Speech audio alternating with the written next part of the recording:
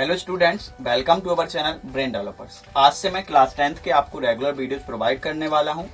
तो class 10th के अगर आप स्टूडेंट हैं तो चैनल को सब्सक्राइब करें और डेली अपडेटेड वीडियोज प्राप्त करें। किसी भी क्वेरी के लिए मैं अभी लास्ट के वीडियो के लास्ट में आपको अपना व्हाट्सएप नंबर प्रोवाइड कराऊंगा, जिससे आप मेरे जो स्टूडेंट्स हैं उन सभी के साथ ग्रुप में ऐड हो सकते हैं और डेली क्वेरीज आप अपनी पोस्ट कर सकते हैं। तो क्लास 10th के स्टूडेंट मस्ट सब्सक्राइब करें। और आज हम स्टार्ट कर रहे हैं अपना चैप्टर नंबर 1 क्लास 10th का, दैट इज रियल नंबर। इस टॉपिक में मैं आपको क्या क्या बताने वाला हूँ, क्या आपके इस चैप्टर में है, एक बार मैं आपको पूरा इंट्रोडक्शन देने के बाद आज का अपना टॉपिक स्टार्ट करता हूँ। तो रियल नंबर चैप्टर का सबसे पहले मैं आपको इंट्रोडक्शन देने वाला हूँ कि क्या होते हैं रियल नंबर्स, किस तरीके से ये काम करते हैं। फिर नेक्स्ट टॉपिक है आपका इस चैप्टर का first topic, Euclid division lemma. Actual में ये दो टॉपिक हैं, एक ही इनकी कॉन्सेप्ट है। तो Euclid division lemma and Euclid division algorithm. Okay, topic number 2 जो आपका इस चैप्टर का है वो है प्राइम फैक्टराइजेशन मेथड। इसी का सेम नेम होता है fundamental theorem of arithmetic. Okay, topic number 3 of the chapter, prove irrational number. आपको इरेशनल नंबर को प्रूव करना होता है और ये जो टॉपिक है ये मोस्ट इंपॉर्टेंट टॉपिक होता है आपके बोर्ड एग्जाम का। अगर आप लास्ट ईयर के पेपर्स देखें तो आप जितने भी पेपर देखेंगे उन सभी में आपको ये टॉपिक मिलता है। बहुत ही बेसिक क्वेश्चन होते हैं, एक ही प्रकार का क्वेश्चन होता है, कोई भी वैल्यू चेंज हो जाए आप सारे क्वेश्चंस कर सकते हो।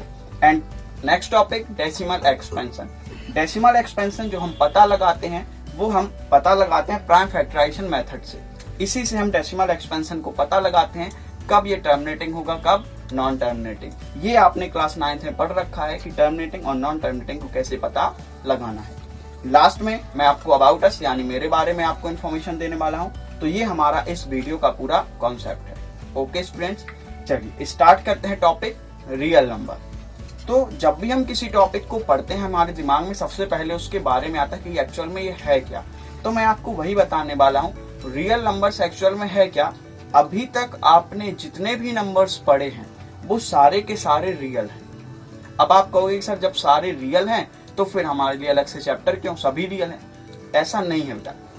कुछ नंबर्स इमेजिनरी भी होते हैं जो कि आपको क्लास 11th में मैथ्स लेने पर पता चलेगा। अब आप ऐसे कहोगे सर इमेजिनरी नंबर भी होते हैं, हमें तो पता ही नहीं है। तो मैं आपकी हेल्प करता हूँ।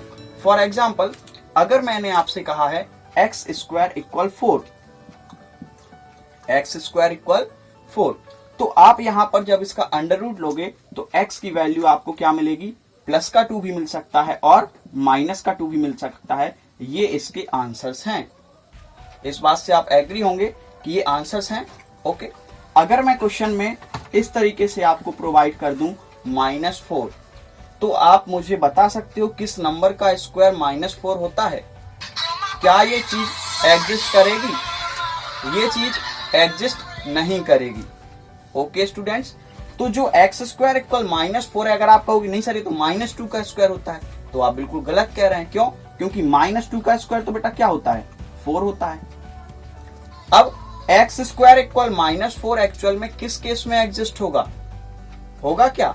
तो जब तक आप क्लास 10th तक हैं तब तक हो सकता है ये कॉन्सेप्ट आपके लिए नहीं हो, यानी कि आपको जो -4 का अंडर रूट लेना पड़ेगा। तो अभी तक आप कह पाओगे कि सर ये एग्जिस्ट नहीं करता है। बट जब आप क्लास 11th में आ जाओगे तो इसी टाइप के नंबर्स को हम बोलते हैं इमेजिनरी नंबर, और वो एक अलग कॉन्सेप्ट होता है। फॉर एग्जाम्पल, यानी अगर कभी भी अंडर रूट के अंदर माइनस आ जाए तो ये हमारा कॉन्सेप्ट ड्राइव करता है इमेजिनरी नंबर्स को। तो आई होप आपको समझ में आ गया होगा कि रियल नंबर के अलावा और नंबर होते हैं वो कैसे होते हैं। तो इस टाइप के कॉन्सेप्ट जो होते हैं इनको हम बोलते हैं इमेजिनरी नंबर। क्यों? क्योंकि अंडर रूट के अंदर माइनस टर्म आ जाने पे हम उसको सॉल्व नहीं कर पाते हैं और ये हाइपोथेसिस हमारी यहीं रुक जाती है। इसको अभी आपको अगर कोई पूछता है तो आपको कहना भाई हमारे सिलेबस में नहीं है, आपके लिए अभी इमेजिनरी है। ओके, अब बात करते हैं रियल नंबर्स की। तो रियल नंबर्स बेटा कितने टाइप के होते हैं?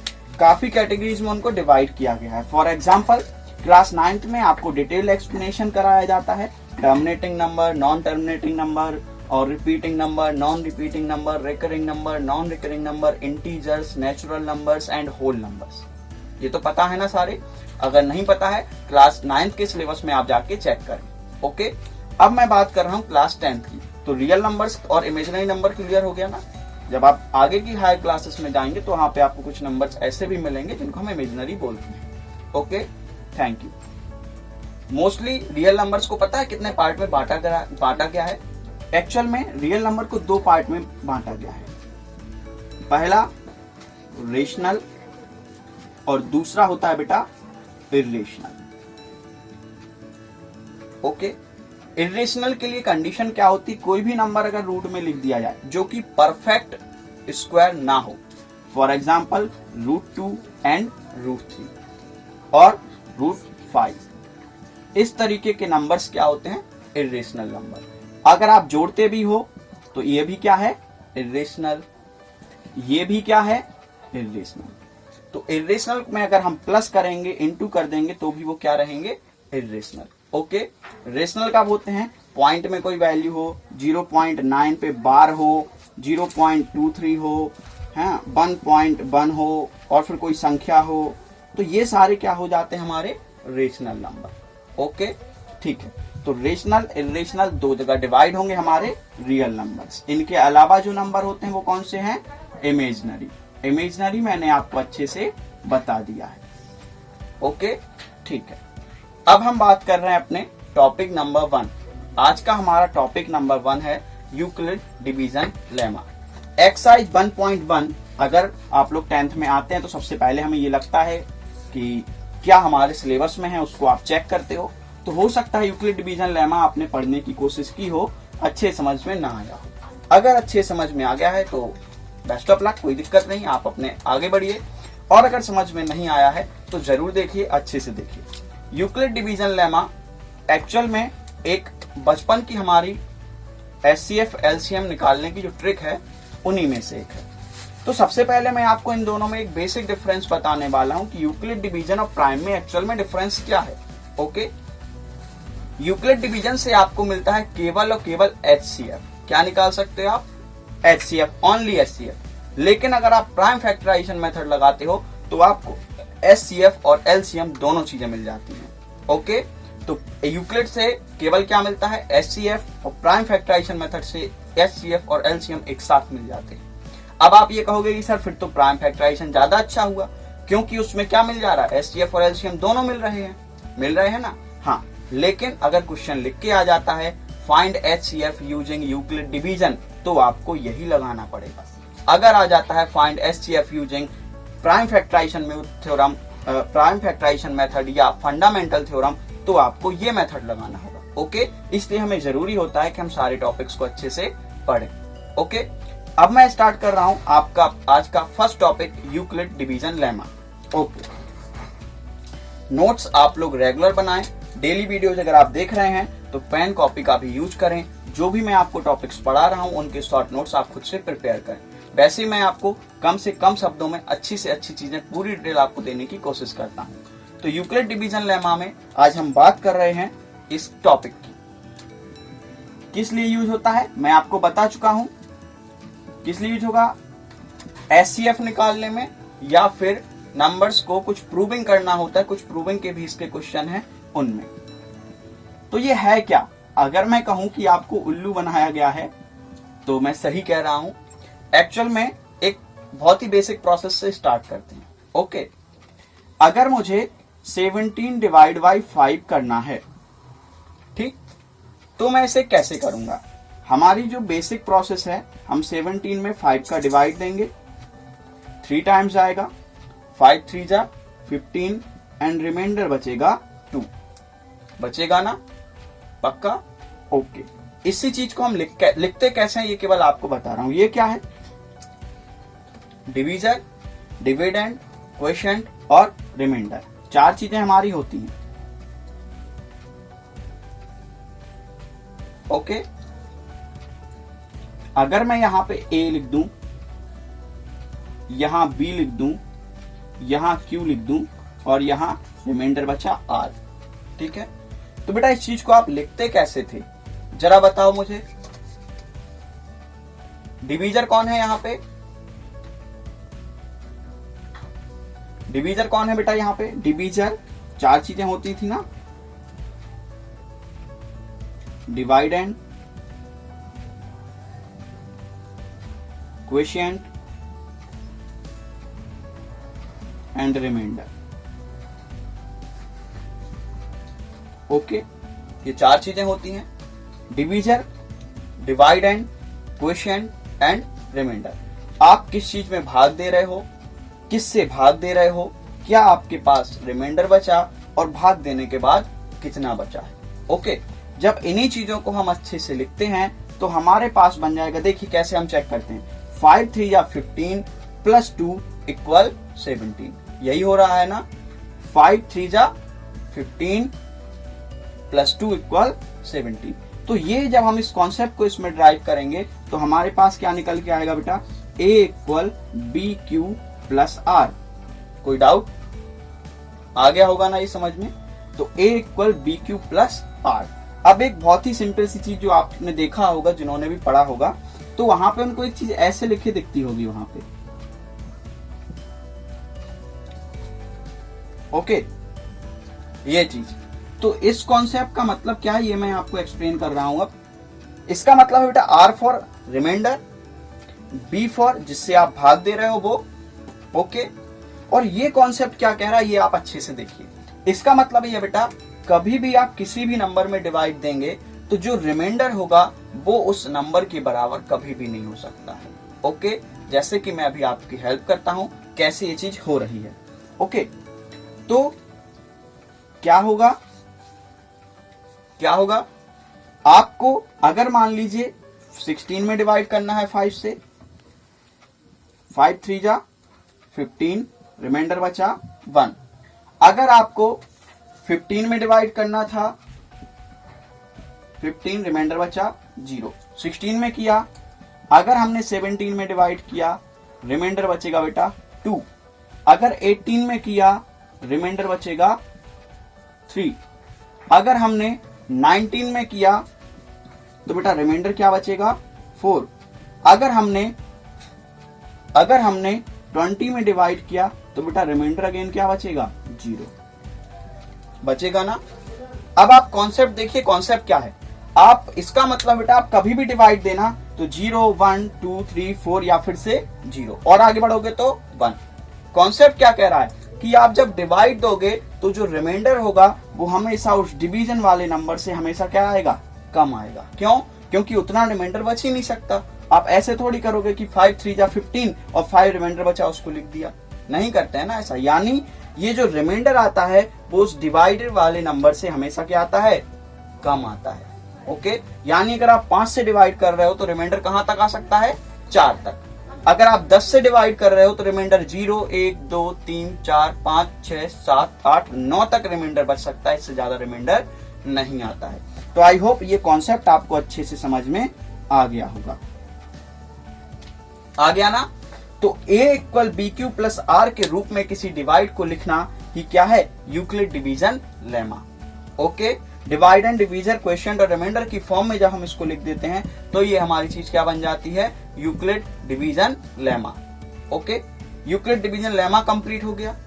ओके, अब आपका सेकेंड टॉपिक है यूक्लिड डिवीजन एल्गो। नोट्स आप लोग रेगुलर बनाएं, पहली हेडिंग डालें चैप्टर में Euclid division lemma, A equal B Q plus R, 0 R और B।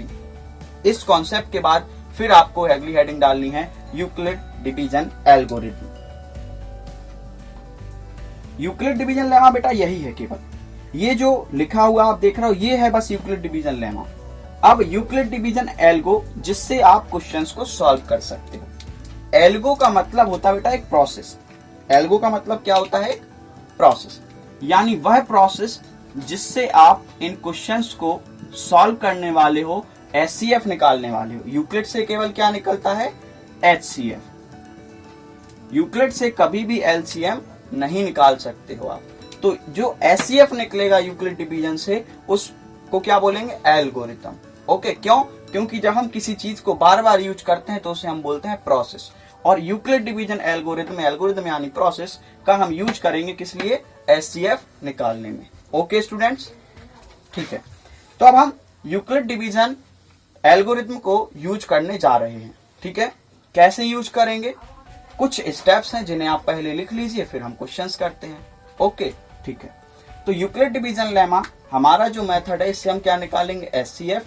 किनका, एचसीएफ किनका होता है बेटा, 2 नंबर्स का होता है। ठीक है, तो पॉइंट्स लिख लीजिए पहले इंपॉर्टेंट करके।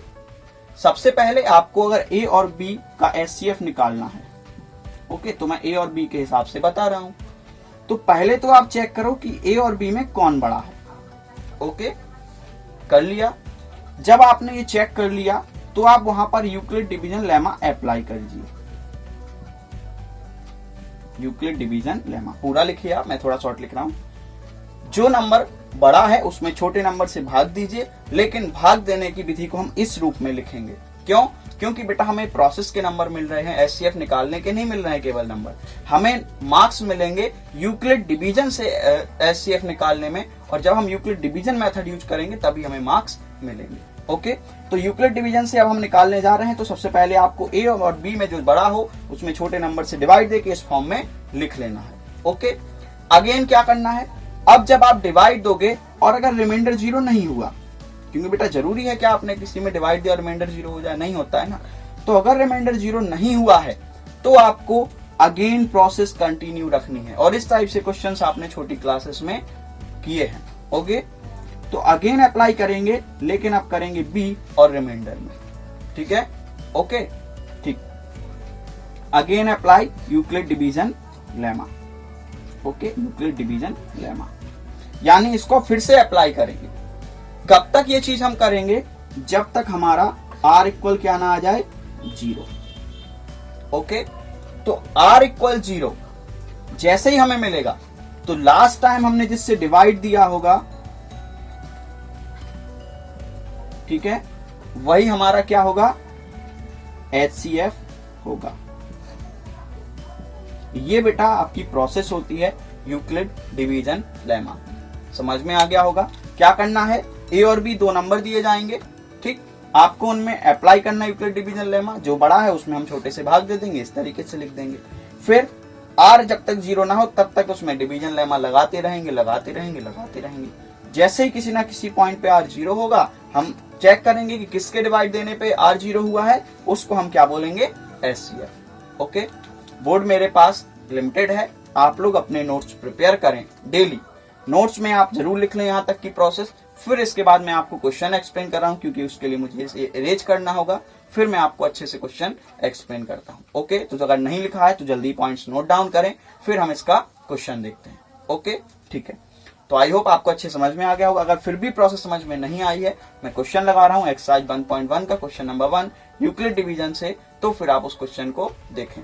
ओके, ये फिक्स क्वेश्चन है, 4 मार्क्स का टॉपिक आता है आपके बोर्ड एग्जाम में। ओके, बहुत ही सिंपल क्वेश्चन है, इजी है, आपके हो जाएंगे। Question number 1 exercise 1.1।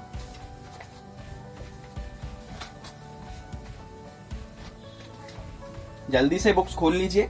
यदि आपके पास बुक नहीं है तो मुझे कमेंट में पोस्ट करें, मैं आपको PDF द्वारा स्टडी मटेरियल जो है वो प्रोवाइड करा दूंगा। नहीं तो आप खुद ही डाउनलोड कर सकते हैं, नेट पे आपको सारी बुक्स अवेलेबल है। ओके, तो अब हम बात कर रहे हैं question number 1, apply Euclid division algorithm to find HCF of 135 and 225. 135 and 225। Exercise 1.1 का क्वेश्चन नंबर 1। मैंने आपको कहा था, साफ साफ लिखा हुआ है क्वेश्चन में, यूज यूक्लिड डिवीजन एल्गोरिथम। तो जब क्वेश्चन में लिखा आएगा तभी आपको ये करना है। ओके, तो अब हम यूक्लिड डिवीजन को लगा रहे हैं। जो मैंने लास्ट टाइम भी पॉइंट लिखाए हैं उनको आप लोग देखें और फिर इस क्वेश्चन को समझें। तो सबसे पहला पॉइंट मैंने लिखा है A ग्रेटर B। तो यहां बेटा कौन किससे बड़ा है, सॉल्यूशन करते हैं। देखिए 225 इज ग्रेटर देन 135। ओके, ठीक है ना। अब क्या लिखना है, अप्लाई यूक्लिड डिवीजन लेमा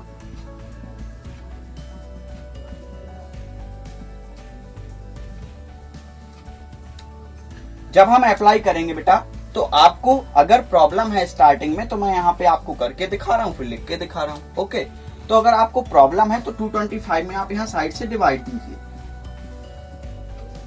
जब हम डिवाइड देंगे तो कितने टाइम्स आएगा, 1 टाइम्स। एक बार में ही डिवाइड देना होता जितनी बार जाए। ओके, बचा कितना बेटा, 90। ये प्रोसेस समझ में आई।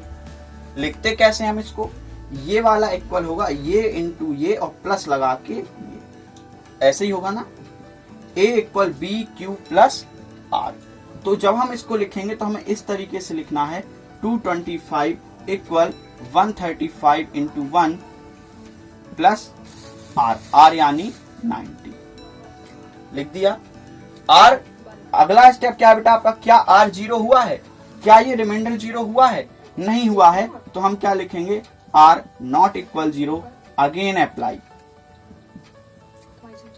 लेकिन यहां आपको ध्यान देना है, आपको अब किस पे अप्लाई करना है, अब आपको इस 90 से डिवाइड देना है किसमें 135। इसमें नहीं दोगे बेटा, दोगे तो फिर रिपीट नहीं हो जाएगा। अब आपको इससे देना है इसमें डिवाइड, और यही प्रोसेस कंटिन्यू करनी है। तो आप 90 से 135 में डिवाइड देने जा रहे हो। ओके, कितना आएगा 1 टाइम्स, रिमाइंडर कितना बचा बेटा 40। लिखेंगे कैसे 90 into 1 plus 45। Again apply Euclid division lemma on, किस किस पे अप्लाई कर रहे हैं हम 135 ग्रेटर देन 90। ये लिखना होता है, किस पे अप्लाई की, इन दोनों पे। अब अप्लाई की तो हमें क्या मिला बेटा, A equal B into Q plus R, तो B into Q plus R हो गया ना। अभी भी काम नहीं चला, R0 नहीं हुआ, फिर से रिपीट कर दो।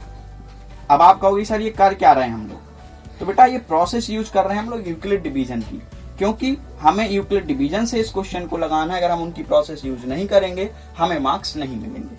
अगेन यूक्लिड डिवीजन लेमा अब हम किस किस पे लगाएंगे 45 और 90 पे। तो फिर से डिवाइड करेंगे। अब इस 45 से हमें बेटा किस में डिवाइड करना है 90 में। 45 टू जा, और ये ओके हो गया ना, आ गया रिमाइंडर 0। ओके, तो अब जब हमने अप्लाई की तो 90 इक्वल 45 इंटू 2 प्लस 0। यहां पर HCF क्या हुआ है, यही थोड़ा इंटरेस्टिंग क्वेश्चन है कि भाई ये तो लिखा, अब HCF क्या हुआ, ये क्या 0 HCF है, या ये 2 HCF है, या 45 HCF है, या 90 HCF है। तो मैंने पॉइंट में आपको क्लियरली लिखा है, लास्ट टाइम किससे डिवाइड देने पे बेटा 0 हुआ है 45 से हुआ है ना। तो लास्ट टाइम किससे डिवाइड हुआ, 45 ने डिवाइड को 0 किया, तो HCF क्या हो जाएगा आपका 45। Hence HCF equal 45। ओके, ठीक है ना। तो कितना HCF आया 45। ये आपका पूरा प्रोसेस क्वेश्चन है चैप्टर नंबर 1 का first topic Euclid division lemma और Euclid division algo. Euclid division lemma एक फॉर्मूला प्रोवाइड करता है, एक A equal B Q plus R. जब हम उसे बार बार यूज करते हैं देखिए तो वो क्या बन जाता है एल्गोरिथम, और उसका हम यूज क्यों करते हैं HCF निकालने में। कितने टाइम की वीडियो हो गई है ये, आपको आई होप अच्छे से समझ में आ गया होगा ये टॉपिक। तो काफी लेंथी वीडियो हो गई है। पहला टॉपिक आपका कंप्लीट हो गया है यूक्लिड डिवीजन लेमा। इसके जो बाकी क्वेश्चंस हैं मैं आपको वो नेक्स्ट वीडियो में प्रोवाइड कराने वाला हूं। अगर आप क्लास 10th के स्टूडेंट हैं तो चैनल को सब्सक्राइब करें, फ्रेंड्स के साथ शेयर करें, और मुझे फीडबैक में जरूर बताएं यदि आपको किसी पॉइंट पे प्रॉब्लम हुई है। आप अच्छे से रेगुलर स्टडी करें, नोट्स प्रिपेयर करें, और अगर आपको फिर भी कोई प्रॉब्लम होती है तो अभी मैं आपको अपना व्हाट्सएप नंबर पर्सनल प्रोवाइड कर रहा हूं, जिसमें मैं आपको अपने क्लास 10th के जो मेरे ग्रुप है उसमें मैं आपको ऐड कर दूंगा। उसमें ऐड होते ही आपको डेली अपडेटेड वीडियोस तो प्रोवाइड होंगे ही, साथ ही साथ अगर आपकी कोई क्वेरी है तो व्हाट्सएप के थ्रू मैं वहीं के वहीं आपकी रिजॉल्व कर दूंगा। तो मेरा कॉन्टेक्ट नंबर अगर आपको नोट करना है तो नोट कर लीजिए 7309260571। नेम आप जान ही चुके होंगे, Mohit Modi, brain developers coaching institute official मेरा handler. Okay, thank you student, thank you very much, keep supporting me, thank you.